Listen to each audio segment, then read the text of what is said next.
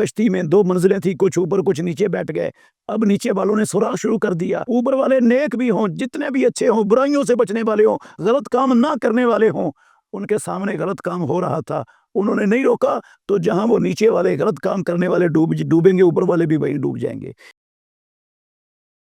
امام الانبیاء محمد الرسول اللہ صلی اللہ علیہ وسلم نے دین کا سارا خلاصہ ان کو سمجھا دیا، اور اللہ کا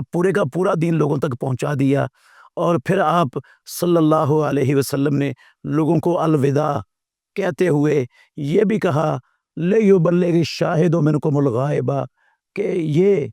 جو ذمہ داری تھی میں نے وہ ادا کر دی، اللہ رب العالمین کا دین من و ان تم تک پہنچا دیا۔ اب میں اللہ کا آخری نبی ہوں، میرے بعد قیامت تک کوئی نبی آنے والا نہیں ہے، نہ کوئی رسول آنے والا ہے۔ اللہ نے نبیوں اور رسولوں کا سلسلہ مجھ پر ہمیشہ کے لیے ختم کر دیا، بند کر دیا۔ اب یہ جو نبوت کی ذمہ داری اور پیغام تھا وہ محمد الرسول اللہ صلی اللہ علیہ وسلم کی امت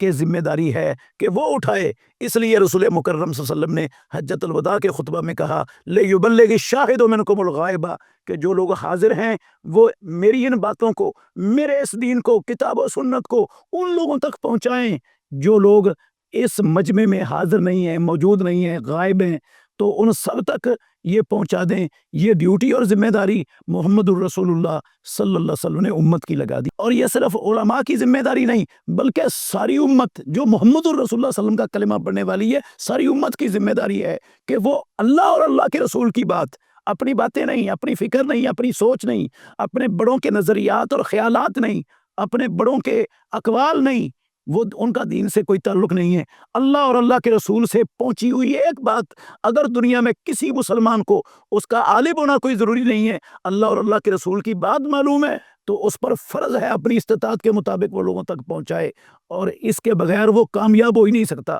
قرآن مجید میں اللہ نے فرمایا وَلْتَكُن مِّنكُمْ أُمَّةٌ يَدْعُونَ إِلَى الْخَيْرِ وَيَأْمُرُونَ بِالْمَعْرُوفِ وَيَنْهَوْنَ عَنِ الْمُنكَرِ وَأُولَٰئِكَ هُمُ الْمُفْلِحُونَ، لازمی طور پر تم میں سے ایک امت لوگوں کو دین کی دعوت دیں، نیکی کا حکم دیں، برائیوں سے منع کریں، روکیں، وَأُولَٰئِكَ هُمُ الْمُفْلِحُونَ، یہی لوگ کامیاب ہونے والے ہیں۔ اس کا مطلب ہے جو لوگوں کو خیر کی دعوت نہیں دیتا، نیکی کا حکم نہیں دیتا اور برائی سے منع نہیں کرتا، وہ خود جتنا بھی متقی، نیک، پرہیزگار، تہجد گزار، جتنا بھی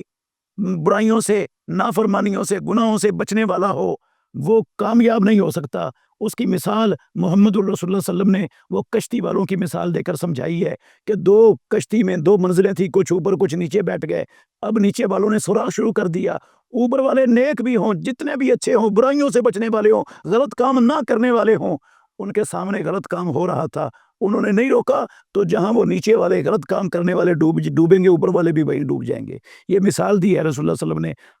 یہ کامیابی صرف علماء کا حق نہیں ہے کہ علماء کو ملے، ہر بندہ کامیابی چاہتا ہے، تو جو کامیابی چاہتا ہے اس پر لازم ہے کہ وہ محمد الرسول اللہ صلی اللہ علیہ وسلم کا یہ پیغام جو حجۃ الوداع میں آپ نے دیا